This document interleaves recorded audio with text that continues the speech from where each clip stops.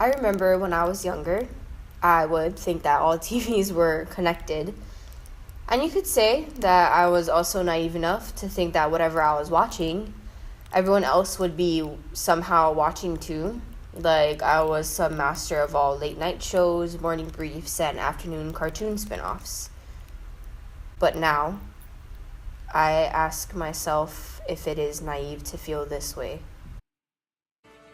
This is CNN. To feel like we are being pushed aside. I don't see any demand for it. No push. No first warning for tapping into the national news. I respected CNN. I was naive to think that too. Their coverage must be accurate. Look, sacred ground inside the Dakota Pipeline protest. Look, CNN hosts town hall on gun policy in America. Look, here's why the Iran protests are significant. Look. They call us the 50th state. Watch us squeal as we run from fake missiles. Zoom into our houses engulfed by lava. You are naive to think that this is the coverage we must settle for. Of course they would cover that. There are no arguments with destruction by nature. There are no debates on false alarms. Well, maybe there are, but they aren't covering that either. Their settlement has forced you to settle for less. Well, they really don't know that much about us, so we can't really expect them to cover Stop! Why are you making excuses for the oppressor? They call us their 50th state as they trap us in her room, windows boarded, coverage only coming from the insider. Our queen only knew of the world by newspapers that came to her with fresh flowers. I wonder what they may have left out on those two. KHON2 has no live stream feature. Good Morning America boasts. This dog mom's puppy reveal photo shoot will melt your heart, while our iwi kupuna melt into the newly poured cement of your Walmart. While you're on Facebook, meanwhile, Mark tries to rally up these naive Hawaiians with their also very nice acreage.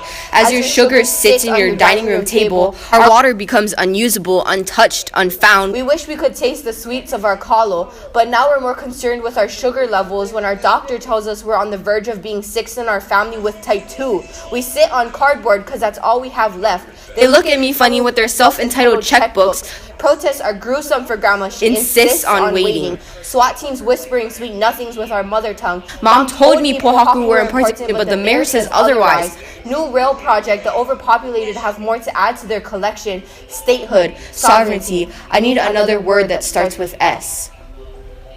Savages. Sacred ground inside the Dakota Pipeline. Savages. Sacred ground inside the Dakota Pipeline protest. The sacred ground land at the heart of the sacred land at the heart of Dakota Pipeline. Savages. I've always found the concept of oppression to be interesting. Savages. I wonder how Lili'u felt being the cover of every cartoon publishing. Savages. It's funny how they call us Americans, yet we never agreed to the term. Savages. Yet they agree to continue to whitewash us. Shove their hair care products down our throats. Savages. CNN. Taylor Swift.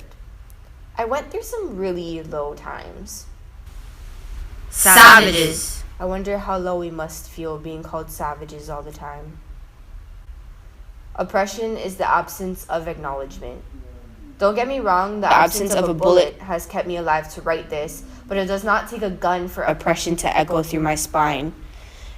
9/11, Twin Towers destroyed by 2 aircrafts. We have fled the trading centers of our kupuna because we are too afraid of the white bombs.